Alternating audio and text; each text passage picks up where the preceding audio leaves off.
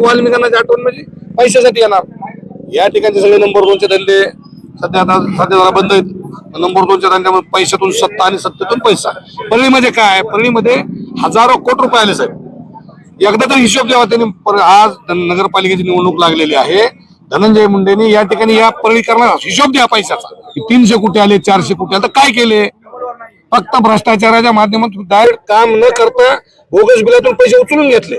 मध्ये परळीचा गणेश पार्क या ठिकाणी या चौकामध्ये आलेलो आहोत। या ठिकाणी स्वर्गीय संतोष अण्णा देशमुख यांना 1 वर्ष कंप्लीट झालं आहे। त्यांना श्रद्धांजली वाहण्यासाठी कॅन्डल मार्च या ठिकाणी काढण्यात येणार आहे। एकंदरीत पाहायला गेलं तर आज 1 वर्ष कंप्लीट होत आहे, परंतु आरोपींना फ्रेम करण्यात आलं नाही असं देखील कोर्टानं आरोप ताशेरे वडलेले आहेत पोलिसांवर। एकंदरीत पाहायला गेलं तर आपल्यासोबत या ठिकाणी सर्व समाज बांधव एकत्रित आलेले आहेत आणि या ठिकाणी ते स्वर्गीय संतोष अण्णा देशमुख यांना अभिवादन करून कॅन्डल मार्च या ठिकाणी काढण्यात येणार आहेत। एकंदरीत पाहायला गेलं तर अद्यापपर्यंत कोर्टानं ताशेरे देखील पोलिसांना वडले की आरोपींना फ्रेम करण्यात आलं नाही आणि या ठिकाणी तुम्ही कॅन्डल मार्चला उपस्थित आहात। स्कॅन्डल मार्च हे संतोष देशमुख या प्रकरणामध्ये संतोष देशमुख हे बीड जिल्ह्यामध्ये शहीद झालेले आहेत। या स्कॅन्डल मार्चचा अर्थ की या जिल्ह्याला जे आजपर्यंत आणखीन आरोपी जो संतोष देशमुख यांना आणखी न्याय मिळालेला नाही। या ठिकाणी या प्रकरणामध्ये संतोष देशमुख या प्रकरणाला न्याय मिळाला पाहिजे। प्रत्येक माणसाला असं वाटतंय किंवा या ठिकाणी जसं आपण आज परळीत उपस्थित आहेत, परळीतले लोक आजही भयभीत आहेत। आजही या ठिकाणी भ्रष्टाचार आहे। आजही या ठिकाणी प्रत्येक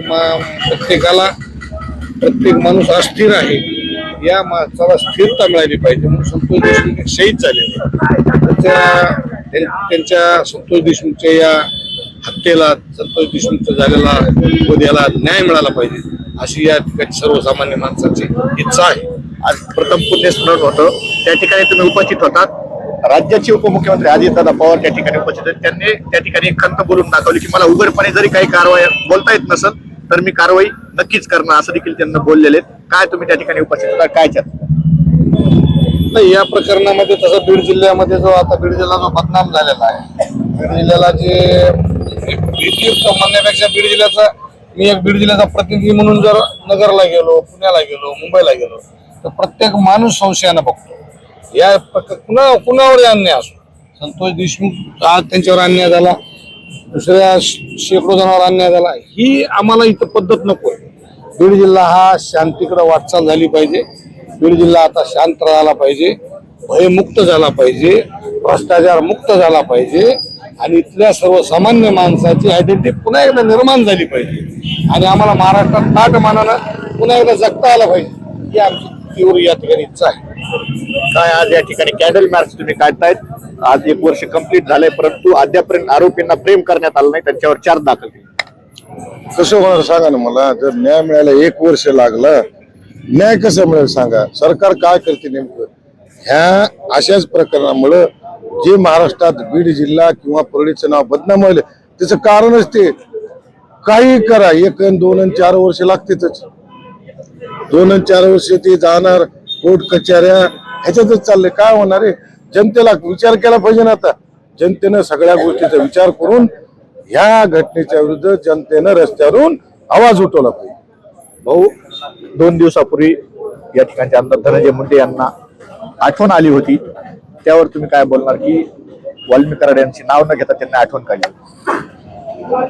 धनंजय मुंडे हेच खरे क्रूर माइंडेड माणूस। धनंजय मुंडे हे या परळी शहराला एक शाप आहे। या ठिकाणचा तरुण सुशिक्षित बेरोजगार आहे, हजारो पोरं तरुण बेकार बेरोजगार आहेत।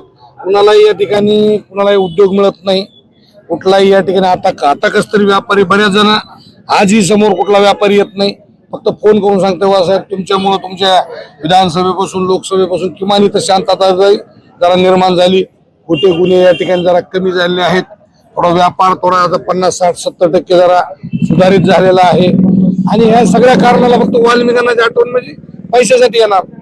या ठिकाणचे सगळे नंबर 2चे धंदे सध्या जरा बंद आहेत। नंबर 2च्या धंद्यामध्ये पैशातून सत्ता आणि सत्तेतून पैसा। परळीमध्ये काय, परळीमध्ये हजारो कोटी रुपये आले साहेब। एकदा तर हिशोब द्यावा त्यांनी। आज नगरपालिकेची निवडणूक लागलेली आहे। धनंजय मुंडेंनी या ठिकाणी या परळीकरणाचा हिशोब द्या पैशाचा। 300 कोटी आले, 400 कोटी आले, तर काय केले? फक्त भ्रष्टाचाराच्या माध्यमातून डायरेक्ट काम न करता बोगस बिलातून पैसे उचलून घेतले आणि ही पुन्हा 10, 20, 25 वर्ष मागे टाकली. आता हे कसं असतं, यांना नगरपालिका का पाहिजे? बोगस बिल उचलण्यासाठी पैसे पाहिजे, पुन्हा हीच पैसे लोकांना निवडणुकीत खर्चायचे.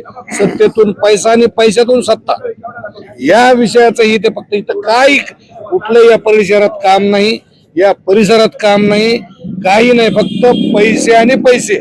नगरपालिका का पाहिजे? पैसे खाण्यासाठी नगरपालिका पाहिजे, इथं गोंधळ घालण्यासाठी नगरपालिका पाहिजे. दहशत का ठेवायची? बोगस बिलाचा कोणी हिशोब विचारून नाही म्हणून दहशत ठेवायची. दहशत कशासाठी पाहिजे? मग आता वाल्मिकांना जी आठवण येईल, पैसे कमी पडायले, आता बोगस बिल काढता नाही गेले, खालचा हँड माणूस गेला ना, मग इथं ही होईल ती होईल, पैसे कमी पडायला म्हणून आठवण येईल वाल्मिकांना, बाकीच काय कारण. दादा, एकंदरीत या ठिकाणी 1 वर्ष कंप्लीट झालंय स्वर्गीय संतोष अण्णा देशमुख यांच्या निर्गुण हत्येला. आज या ठिकाणी कॅन्डल मार्च काढण्यात येतोय. परळीचं कनेक्शन आणि स्वर्गीय संतोष अण्णा देशमुख यांच्या हत्येचं कनेक्शन हे अख्ख्या राज्यानंच नाही तर संपूर्ण देशानं पाहिलेले. आज तुम्ही या ठिकाणी परळीतील मुख्य ठिकाणी कॅन्डल मार्च काढताय, काय वाटतं? संतोष अण्णा देशमुख यांच्या हत्येला 1 वर्ष जवळपास पूर्ण झालेलं आहे, परंतु आणखीनही त्यांचे मारेकरी हे मोकाट फिरत आहेत आणि मारेकरी मोकाट फिरत असताना सुद्धा या ठिकाणचे आमदार धनंजय मुंडे यांना जे मारेकरी त्यांचे सहकारी जेलमध्ये आहेत ह्यांची आठवण येऊ लागलेली. खेदाची बाब अशी आहे की आम्हाला तर असं वाटू लागलंय की वाल्मिक मारेकरी का धनंजय मुंडेच खरे मारेकरीत, त्यांना आठवणच येते कशी, हे आम्हाला या ठिकाणी परळीच्या जनतेला वाटू लागलंय, परळीच्या नागरिकाला वाटू लागलेलं आहे. आणि हे जे काही गोष्ट आहे, आज या ठिकाणी स्कॅन्डल मार्च एक संतोष देशमुखची आठवण म्हणून या ठिकाणी आम्ही स्कॅन्डल मार्चचा आज कार्यक्रम ठेवलेला आहे.